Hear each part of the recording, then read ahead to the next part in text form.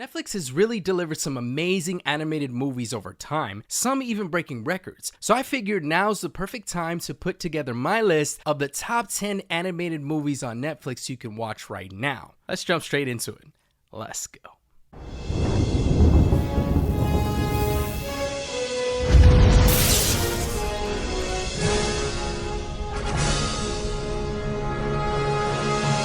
What's going on, all my beautiful people? This is JC, and today I'm going to give you the top 10 animated movies on Netflix to watch right now. Now, before I do get started, just know that if you do not see one of your favorite animated films on this list as currently on Netflix right now, just know that I simply could not fit it onto this top 10. Also, please make sure to hit that like, hit the subscribe, hit that notification bell to stay up to date on more animated films that I'm recommending just like this. I do have some different types of videos, you guys, so please do not hesitate to go through my channel, check out some of the character breakdowns that I have from cartoons back in the day, even animated films that I've reviewed, as well as current movies that I've reviewed in theaters. So please check them out. Just look at all of my stuff and please, again, subscribe. It really helps me a lot and it helps this channel. Now let's start with number 10 being Ultraman Rising. This film reimagines the legendary Japanese superhero for a new generation. Now, for all of my 80s and 90s kids that grew up, you'll probably remember Ultraman having his own TV show and him battling all these kaijus and all these things. Trust me, I used to love it as a kid. I used to watch that and constantly compare it to Godzilla and King Kong and some of those big kaiju type of shows or movies. But this one is for the modern audience. When a young baseball star unexpectedly inherits the mantle of Ultraman, he must balance everyday life with protecting Earth from towering monsters, aka kaiju. And what makes this one a must watch, and yes, it landed on my top 10 for a reason, is that it's a mix of heart, humor, and action-packed battles. I was really surprised by this, especially bringing it into the modern day audience and everyone who's trying to see something new today. This film gives a fresh take on a classic character while weaving in themes of family, responsibility, and finding your place in this world. And if you think Ultraman brings the feels, just wait until we move into number 9, which is a story that's both moving and visually stunning. It's probably a no-brainer that it's on this list. Some people might say it should be higher, but trust me, there's a lot of great ones. It was really difficult to choose. But number 9 is The Wild Robot. Based on the best-selling novel, this movie follows a lone robot stranded on a remote island. Probably my favorite film of last year, or at least animated film. But to survive, this robot must adapt to nature, learn from the animals around her, and discover what it means to truly belong. Not only that, but it's a stunning visual feast when it comes to the animation. I also loved the story about being a parent or even just trying to let your child or nieces or nephews spread their wings and seeing them grow. And this one is a beautiful story of connection and resilience, told through breathtaking animation and an emotional journey that both kids and adults will appreciate. And this was one, like I said, that got a perfect score from me last year when it came out. I loved seeing it in theaters, saw it a few times, and even recommended it to my family. Speaking of creativity, our next film shows how one of music's biggest icons came to life, literally brick by brick. And yes, before everyone gets into my comments, The Wild Robot is a better film, yes, but I decided to place this one a little bit higher just because of the creativity and how well it was put together. Plus, I feel like a lot of people didn't talk about it. It's very underrated. And this is number 8's pick of Piece by Piece. The unique animated documentary about Pharrell Williams tells his story through Lego animation and mixes music, interviews, and playful visuals to explore his career and artistic vision. And the great thing about it is when I did go and see this, I took my younger cousin and he even resonated with it. Not only because Pharrell's one of those musicians and producers that's been around for generations, but also some history points that are in there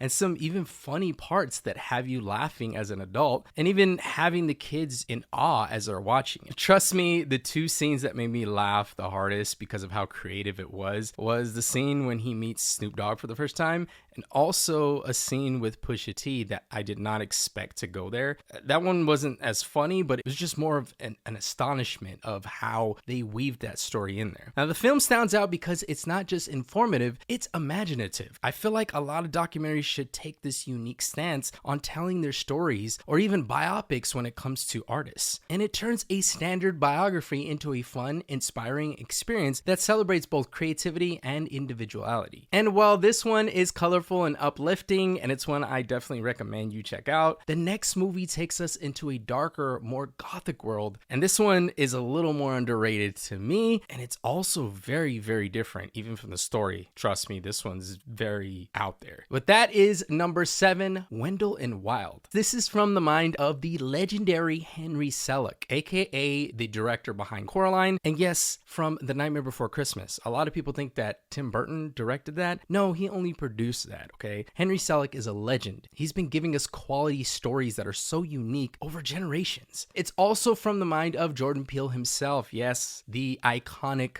horror director who has really been making waves for years now. This stop motion film follows 2 mischievous demons who team up with a rebellious teenager for a wickedly clever adventure. I will say the only flaw about this is that about halfway into the story, you can get a little confused on how fantasy-like it could be and how the plot is starting to form. I did get a little boggled by the story, but when you do meet the demons, it turns out to be fun because yes, they are played by Key and Peele themselves. It's a stylish, spooky, and packed with personality type of tale that blends horror comedy with social themes in a way only Selick and Peele could pull off. Again, this was one of those that was pretty underrated, and since we are getting closer to spooky season, I thought this would be perfect to put just a little higher because again, I want to spread the word for a lot of these underrated animated films that are on Netflix. Now, if you love stop motion just like I do, then the next film on the list takes that art form to legendary levels. Which brings me to number 6 with Kubo and the Two Strings. And again, guys, this list, like I said, I'm prioritizing a lot of these films based on non-popularity and how a lot of people don't know about them. Or they're just some of those films that really get pushed down from a lot of these other popular animated films that are on Netflix showing in the front banners. But this one to me is a masterpiece. So don't get that twisted of it being number 6 because of the lack of popularity. Set in ancient Japan, this epic tale follows a boy with magical storytelling abilities who embarks on a dangerous journey to uncover his family's past. Now, much like Wendell Wild, this one's very unique, but not as dark. For sure, this is about a journey. With the help of unlikely allies, Kubo faces spirits, gods, and monsters in a breathtaking adventure. This film is visually stunning, with Leica's stop-motion animation pushing the limits of what's possible. And Leica is the studio that is behind Coraline, this film, Paranorman. A lot of the stop-motion animated films that are out there that I think are classics, they do a superb job with this film. It's emotional, thrilling, and deeply moving, making it one of the most acclaimed animated films of the past decade. And I will go on record to say this film to me was pretty much perfect. And while Kubo is a masterpiece in its own right, the next film is from one of the greatest storytellers of all time and one of my favorite directors, aka Guillermo del Toro. And that is number 5 with Guillermo del Toro's Pinocchio. Yes, this is his version of the story. It's not the Disney version, which I appreciated so much. It was so truthful, it was so honest, and it's a beautiful story. This Oscar-winning adaptation, you guys read that right, it won an Oscar and it deserved it, but it breathes new life into the classic tale. Set against the backdrop of wartime Italy, it follows the wooden boy's quest to understand love, loss, and humanity. Del Toro's vision is both haunting and heartfelt with handcrafted stop-motion animation that feels alive. It's a darker, more profound take on Pinocchio, making it an unforgettable experience. I just noticed not too long ago, this is a part of the Criterion collection, and I aim to get this within the next month or so because this film was amazing. Of course, when it comes to unforgettable, our next entry brings back some of the most beloved claymation characters ever created. This is another underrated one, I will say, but I'm a fan of this franchise and I love these characters so much. And this is number 4 with Wallace and Gromit, Vengeance Most Fowl. Now, although this wasn't as perfect to me as Wallace and Gromit Curse of the Were-Rabbit, this is still a great watch. The iconic duo returns in a brand new adventure that pits them against an old foe. Wallace's inventions and Gromit's quick thinking are once again put to the test in this charming claymation comedy. I love claymation all the way around, you guys can probably tell, as well as stop motion, and I just love these characters. I have for years. A lot of the shorts and movies that they've come out with featuring Wallace and Gromit. I've watched every single one and I've just been a huge fan because 9 times out of 10, the story, the animation, the voice acting, everything's just peak. And the thing that makes it very interesting with a lot of these films is that it's witty, inventive, and full of the classic humor that has made Wallace and Gromit a household name for decades. I was really surprised to see that this was premiering on Netflix, but I loved this animated film. Fans of all ages will find something to enjoy here.